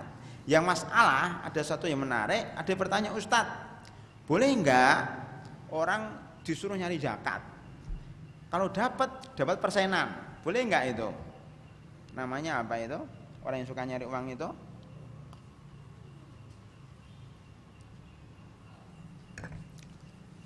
Kita nyebarkan uang untuk nyari dana zakat. Yang dapat sekian persen, boleh enggak? Ya kalau orangnya itu diangkat secara resmi, maka boleh bagi pimpinannya untuk memberikan uang sesuai dengan kesungguhannya. Kalau dia dapat 100 juta, udah diberi berapa? Kalau dapat 50 juta, ya diberi lebih dikit. Itu yang amilnya. Itu supaya dia lebih lebih sungguh-sungguh di dalam mencari. Jadi tidak harus 1/8, tapi sesuaikan dengan kerja dia. Itu kalau sudah ada SK dari ormas. Baik, ini amil ya. Amil itu harus diangkat dari ormas, dari yayasan atau dari lembaga yang berwenang. Mu'alaf itu ada 3, Pak. Orang kafir yang sudah senang sama Islam, orang kafir yang baru masuk Islam, yang ketiga orang kafir yang jahat sama Islam. Ada 3 ya. Orang kafir yang mau masuk Islam, yang senang sama Islam, orang kafir yang baru masuk Islam, beda kan? Yang satu belum masuk Islam tapi mau masuk Islam, yang satu kafir sudah baru masuk Islam tapi imannya belum kuat. Yang ketiga disebut mu'alaf adalah orang kafir yang jahat sama Islam. Ya, loh kenapa orang kafir yang jahat sama Islam kok diberi zakat? Jika seandainya ini ada preman, ada mafia, ada geng motor, ya kafir tapi sukanya gangguin orang, melempar bom molotov, suka mencuri motor. Kemarin di Pasar Kecapi ada orang guru ngaji itu dilempar pakai air keras sampai mukanya rusak, kasihan itu. Kemudian motornya diambil. Seandainya tidak ada yang mampu menundukkan, tidak mampu menangkap orang-orang seperti itu, dan mereka mau menghentikan kejahatannya dengan uang zakat, maka boleh kita membayarkan uang zakat. Ini uang zakat asal tidak mengganggu umat Islam, maka ini disebut dengan mu'allaf, hati yang ditundukkan dengan uang zakat untuk kepentingan umat Islam. Karena orang dikejar nggak ketemu-temu tapi membuat onar, maka pembuat onar pun itu dianggap mu'allaf selama bisa ditundukkan dengan uang, yaitu uang zakat. Ya. Baik, wafir riqab ini sudah saya sampaikan adalah orang yang kepengen memerdekakan diri budak. Ada sebagian mengatakan orang yang dipenjara secara zalim, ya. Ini umat Islam, ya, para dai, para ustadz yang dipenjara secara zalim kalau dia nggak punya uang dan bisa ditebus dengan zakat, maka sebagian ulama membolehkan dia diberi zakat supaya bisa keluar dari penjara. Ya. Kalau memang keluarnya itu dengan uang tebusan. Ya. Wal gharimun adalah orang yang utang. Yang keenam orang yang utang. Utangnya apa? Utang untuk kebutuhan dirinya, bukan utang untuk berdagang. Kalau utang untuk berdagang dan dagangnya untung tadi, dia nggak kena, dia tidak berhak dapat zakat. Sekarang saya tanya, siapa sih nggak punya utang? Siapa? Di sini semuanya punya utang nggak? Atau semuanya bersih dari utang? Saya meyakini sebagian besar masyarakat itu punya utang, walaupun dia kaya, walaupun dia pengusaha besar, Walaupun dia rata-rata punya utang. Amerika aja negara adidaya seperti itu utangnya banyak banget, Pak. Israel utangnya banyak banget. Ya, Indonesia apalagi. Ya, pengusaha-pengusaha konglomerat itu dikira nggak punya utang. Punya utang, Pak. Saya pernah ngobrol sama seorang konglomerat, ya, orang yang kaya. Dia ngatakan, Ustadz, ya, biasanya pebisnis itu kalau punya uang itu langsung diinvestasikan. Bahkan kalau perlu nyari kreditan. Jadi orang kaya itu kalau beli mobil itu nggak cash seringnya, cicil. Pokoknya nyari aja cicilan pokoknya. Padahal uangnya banyak, tetap aja nyari cicilan. Jarang yang cash. Bahkan sekarang mau nyari mobil yang cash nggak bisa, Pak. Nyari rumah yang cash nggak mau pedagangnya, nggak boleh cash. Saya punya uang nggak boleh, harus nyicil. Karena dengan nyicil itu pedagangnya jadi untung. Maka orang kaya apamu juga itu kalau beli sesuatu juga terpaksa nyicil karena sistemnya harus nyicil itu namanya utang kredit kan. Makanya kalau orang tidak setiap orang utang itu punya berhak dapat zakat. Yang dapat zakat adalah utang yang melilitnya, utang yang tidak bisa dibayar atau utang untuk kebutuhan dirinya secara pribadi. Yang ketujuh, fi sabilillah. Ini maksudnya adalah jihad dengan pedang dan berjihad di medan perang. Tetapi para ulama kemudian menjelaskan tidak terbatas pada jihad dengan pedang dan dengan bedil, dengan pistol, tapi juga jihad dengan ilmu, jihad dengan dakwah. Karena jihad zaman sekarang tidak bisa dipisahkan, ya. Jihad mass media, jihad lewat pedang, jihad lewat ilmu, jihad lewat harta. Makanya sebagian besar ulama mengatakan bahwa para mahasiswa yang belajar untuk mencari ilmu, termasuk mahasiswa yang ada di Al-Islam ini, itu berhak dapat zakat walaupun di rumahnya kaya. Walaupun di rumahnya kaya, walaupun orang tuanya kaya, seperti juga mujahid yang pergi ke Suriah, yang pergi ke Palestina, walaupun kaya, dia berhak dapat zakat. Karena dia dapat zakatnya bukan karena miskinnya, tapi karena jihadnya itu. Kan gitu. Ya, seperti itu. Maka orang mahasiswa atau yang belajar ilmu syar'i itu berhak dapat zakat karena dia sabilillah menegakkan Islam lewat ilmu. Termasuk dai-dai pedalaman. Ya. Kemarin Dewan Dakwah Islamiyah Indonesia meminta fatwa, gimana ini?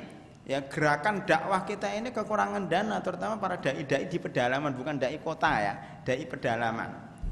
Boleh nggak kita ambil dari ruang zakat? Ya, kita katakan insya Allah boleh, sudah ada fatwanya, sudah ada keterangannya secara rinci bahwa dai-dai pedalaman yang mendakwahkan Islam melawan para misionaris itu termasuk mujahid fi sabilillah, ya, karena menjaga perbatasan umat Islam ini dari masuknya para misionaris, ya, dan bahkan mereka juga fi sabilillah, juga minal fuqara wal masakin. Rata-rata yang dikirim ke pedalaman itu tidak punya uang juga. Maka alhamdulillah akhirnya banyak lembaga-lembaga keuangan yang menzakatkan untuk dai pedalaman. Yang terakhir adalah ibnus sabil, adalah orang yang melakukan perjalanan, ya, kemudian dia dirampok, dicuri, ATM-nya diambil, uangnya diambil, HP-nya diambil, walaupun di Jakarta dia kaya raya, tapi kalau dia perjalanan seperti itu dia berhak dapat zakat sekedar bisa sampai tujuannya. Ya, jadi di sini ada 4 orang miskin yang dapat zakat dan ada 4 orang kaya yang dapat zakat. Siapa itu? Amil itu boleh kaya, ya. Mujahid fisabilillah itu boleh kaya. Ibnus sabil boleh kaya. Yang satu lagi adalah wal mu'allafah qulubuhum, itu boleh kaya. Orang kaya tapi baru masuk Islam diberi zakat. Nah, itu dibolehkan kalau memang itu menguatkan keislaman dia. Pada hadirin rahimakumullah, ya, ini maaf agak panjang karena memang harus menyelesaikan buku ini. Alhamdulillah kita selama 1,5 jam sudah bisa menyelesaikan kitab panduan praktis menghitung zakat. Ya, mudah-mudahan nanti di pertemuan lain kita menggunakan buku yang lain, ya, yang berhubungan dengan Ramadan atau dengan apa yang kita hadapi sehari-hari. Demikian hadirin rahimakumullah. Ada pertanyaan barangkali? Pertanyaan? Silahkan.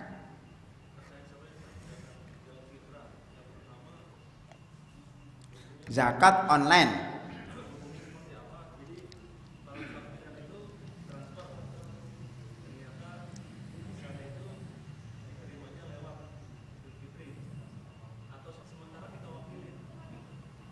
Ngutang dulu, ditalangin. Ya diwakili ditalangin lah Pak. Saya yang terima gitu. Karena dia memberikan zakat kepada orang itu jauh, akhirnya saya mewakili. Dia berdua terus yang ketiga, yang bagusnya zakat itu kalau fidyah itu seperti apa? Zakat untuk fidyah. Oh ya. Baik, yang pertama transfer zakat. Ini kita harapkan kalau yang mau transfer itu diperkirakan. Transfer itu memang butuh berapa ya? Sehari juga nyampe. Zaman sekarang, kecuali kalau bapak transfernya terlambat, dari Jumat kemarin udah pada tutup bank-bank. Itu kesalahan. Ya. Diharapkan walaupun pakai online, walaupun pakai transfer, itu kalau bisa si penerima itu menerimanya sebelum Idul Fitri. Kalau sebelum Idul Fitri mendingan nggak usah dikirim karena takut nyampenya ba'da Idul Fitri. Kalau nyampenya ba'da Idul Fitri maka tujuan zakat fitrah itu tidak tercapai. Karena zakat fitrah kan tujuannya untuk menghadapi Idul Fitri. Ini dapatnya setelah Idul Fitri. Walaupun bayarannya sebelum Idul Fitri. Oleh karena itu kita harapkan transfernya diperkirakan Pak supaya nyampainya sebelum Idul Fitri. Itu satu. Ya kalau setelah Idul Fitri bagaimana? Ya khawatir ya itu tidak sah, khawatir saja ya. Tapi makanya perlu dijaga. Yang kedua, zakat yang diwakilkan. Nah ini masalahnya ini. Kadang kita memberikan zakat, orang miskin itu ada di depan kita ngirim kepada yang jauh. Ngirimkannya pun sehari sebelum Idul Fitri, maka terpaksa harus nggak nyampe ini. Udah, kamu wakilkan saya lah, ambil dulu. Kamu wakilkan saya. Ya sebenarnya kalau secara akad boleh-boleh saja ya diwakilkan, ya diwakilkan. Udah saya wakilkan kamu karena uangnya nggak nyampe. Kayak tadi pesantren tadi, karena berasnya banyak di Jakarta kan, numpuk satu truk mau dibawa ke Jawa. Enggak cukup waktunya, udah diwakilkan aja. Kamu mewakili anak-anak miskin di pesantren kami. Jadi penerima zakat perwakilan di sini itu menganggap dirinya wakil dari orang-orang miskin yang ada di pesantren dia. Makanya dia ambil zakat itu dianggap sah. Ya itu bisa dibolehkan ya. Tetapi ya kadang-kadang itu terlalu apa ya? Terlalu jelimet gitu, terlalu susah. Padahal Islam itu zakat itu ya di tempatnya. Ya makanya kita di Bekasi kalau bisa zakatnya orang Bekasi lah. Kalau yang di Jawa Tengah biar aja orang Jawa Tengah, biar terjadi apa pemerataan. Jangan begitu. Tukhadu min agniyaihim wa turaddu ila fuqaraihim. Ya diambil dari orang kaya di tempat itu dan dikembalikan kepada orang miskin tempat itu juga. Jangan sampai di sini banyak miskinnya, orang kayanya terusnya ke kampung semuanya. Jadi di sini mana zakatnya nggak ada, orang Jakarta ini ditransfer ke kampungnya semuanya. Kasihan juga kan, akhirnya yang miskin ya karena pulang kampung karena zakatnya ditaruh di kampung semua. Jadi tadi diwakilkan secara akad insya Allah boleh. Tapi kan tujuan zakat apa? Kembali lagi tadi untuk keperluan Idul Fitri kan. Lah dia diwakilkan, kamu nanti bawakan ke saya nantilah setelah 10 hari. Ya kan nggak pas. Ya. Saya pikir begitu ya. Diwakilkan insya Allah boleh, tetapi tidak pas dengan tujuan zakat fitrah. Yang terakhir apa tadi? Fidyah. Bayar fidyah itu kalau bisa pas kita tidak puasa, pas bayar fidyah hari itu juga. Tetapi kalau mau digabungkan di akhir, insya Allah boleh. Kepada satu orang miskin juga boleh, kepada 30 orang miskin juga boleh. Itu yang ditanyakan atau gimana? Bentuknya makanan. Kalau fidyah itu wa 'alal ladzina yutiqunahu fidyatun ta'amu miskin, bagi orang-orang yang tidak mampu maka dia wajib membayar fidyah untuk satu orang miskin makanan. Makanan berupa apa? Berupa makanan, boleh beras, boleh gandum, boleh kurma, boleh nasi uduk, boleh nasi bungkus padang. Jadi yang langsung bisa dimakan untuk sekali makan saja. Ya, untuk sekali makan. Uang juga boleh, tetapi harus dilihat orang ini ngerokok tidak. Ya kan? Orang ini boros tidak, kita berikan untuk makan malah untuk ngerokok. Kalau kita yakin dia mau beli untuk beli makanan ya nggak apa-apa. Tapi sebaiknya lihat dulu orangnya. Kalau orangnya kira-kira nggak amanat, langsung aja diberikan nasi bungkus. Nih makan. Dia menjual lagi kan nggak bisa itu. Kalau diberikan beras masih bisa dijual, Pak. Kalau berikan, nih nasi, sebentar lagi mau basi loh. Terpaksa dia makan. Wallahu a'lam bishawab. Ada yang lain? Silahkan.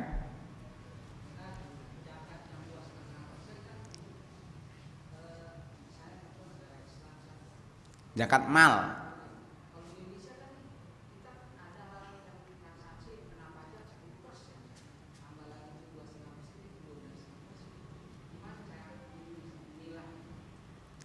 Zakat sendiri, pajak sendiri, Pak, nggak ada hubungannya. Itulah di mana-mana, bukan hanya di Indonesia saja, di tempat lain juga begitu. Memang sebenarnya pajak ini sebenarnya adalah zakat ya. Di Islam itu pajak itu terjadi perbedaan pendapat. Saya ada makalah khusus ya dalam buku halal-halal dalam transaksi keuangan hukum pajak dalam Islam. Ya, aslinya pajak itu nggak ada, Pak. Itu ya yang pemerintah yang memulai gitu untuk maslahat umat Islam sebenarnya ya dibolehkan selama tidak merugikan. Tapi kalau terlalu semuanya dipajakin jadi mendolimin. Tapi ketika kita jadi warga negara Indonesia sekaligus sebagai seorang muslim dibayar kedua-duanya, zakat iya, pajak iya. Kalau sebenarnya, tapi sekarang sudah ada undang-undang ya yang zakat itu meringankan pajak. Ada, Pak, coba dicek.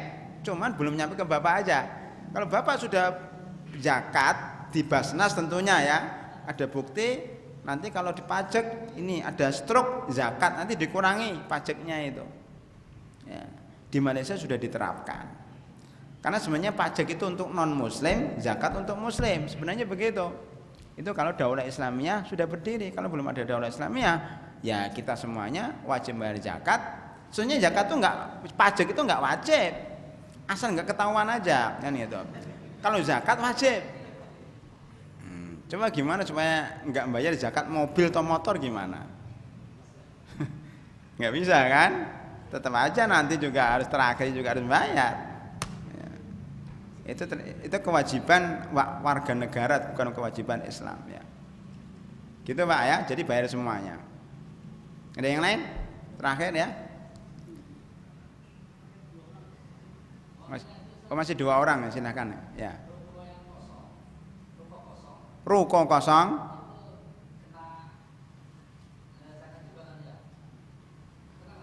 Rukonya dipakai enggak? Ruko enggak dipakai kena zakat. Baik mau dijual maupun enggak mau dijual. Nah, itu sama. Jadi mau diniatkan mau dijual kena zakat perdagangan, tidak dipakai untuk dijual, hanya dibangun dibiarkan aja terkena zakat karena Bapak investasi di situ. Kan ruko itu kan punya nilai, ruko, tanah kosong, ruko kosong, rumah kosong, ya apalagi mobil kosong. Itu semuanya terkena zakat. Oleh karena itu Islam menganjurkan kita untuk memanfaatkan barang-barang yang kosong itu.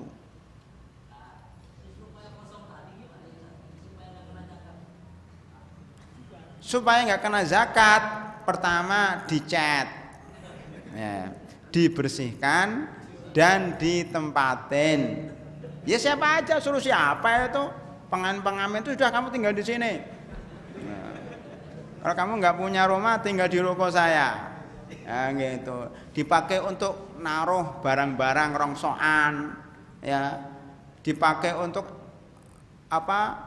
Buka bersama apa saja, pokoknya dimanfaatkan, insya Allah nggak kena zakat. Kalau nggak dimanfaatkan terkena zakat. Ya zakatnya sekali-kali juga. Makanya ini banyak bapak-bapak yang punya villa itu, villa di Bogor Puncak itu kan itu villa lebih-lebih itu. Banyak nanya ibu-ibu itu, gimana ini? Ya wajib zakat bu, karena itu nggak ditempati sekali-kali aja, setahun sekali, nggak kena zakat. Sedang teman-teman kita yang lain nggak punya rumah, dia punya rumah villa 10, masya Allah, ya. Maka kalau nggak dipakai suruh nempati itu penjaganya, ya keluarganya suruh di sana, nggak apa-apa. Nanti kalau kita mau datang ke sana, suruh pergi dulu keluarganya, baru kita tempatin. Itu lebih baik.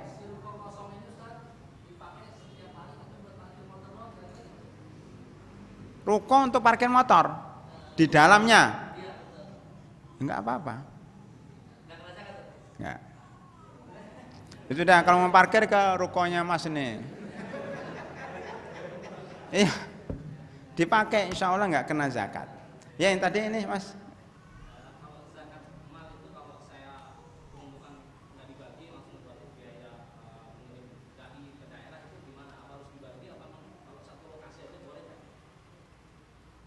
Biaya usaha. Ya kalau kita niatkan zakat dan kita berikan kepada yang berhak, baik langsung maupun melalui lembaga zakat atau melalui lembaga dakwah, sama aja. Yang penting uang itu nyampe kepada yang berhak. Kalau antum punya uang zakat, berikan aja kepada para dai-dai di pedalaman, bukan dai di Jakarta ya, dai di pedalaman. Ya, yang mereka rata-rata kekurangan. Dan gimana? Boleh kepada satu orang saja jika dia membutuhkan dan tidak punya masukan lain, ya kita beri 2 juta per tahun, itu kan masih sedikit untuk satu orang di pedalaman itu kan. Ada yang gajinya tiap bulan 350, paling banter 500.000, itu kasihan mereka itu sana itu. Maka perlu kita bantu dengan uang-uang zakat. Ya sekali untuk satu orang boleh, tidak harus. Karena kesalahan kita itu kadang-kadang dikit-dikit rata gitu kan. Ini dainya ada berapa Pak? Ya ada 10, ada 100. Kita bagi 10.000. Kan kasihan Pak, malah enggak banyak manfaatnya. Mendingan satu orang yang benar kita beri 2 juta. Yang lain biar orang lain yang ngurusin. Gitu. Saya kira itu lebih baik. Ya, yang lain sudah cukup? Ya, sudah cukup karena sudah jam 9 lebih 50 menit. Ya tadi jam 9 tiba-tiba sudah mau ke 10 ya, jam 9 lebih 50 menit ya. Mudah-mudahan ini karena kajian terakhir tidak apa-apa sampai jam 10 karena sudah nggak ada itikaf lagi ya. Ini sudah suasana Idul Fitri ya. Tapi insya Allah ini malam ganjil terakhir yang mudah-mudahan ya termasuk Lailatul Qadar ya. Amin ya rabbal alamin. Demikian hadirin rahimakumullah, lebih kurangnya saya mohon maaf. Subhanakallahumma bihamdika asyhadu an la ilaha illa anta astaghfiruka wa atubu ilaik. Assalamualaikum warahmatullahi wabarakatuh.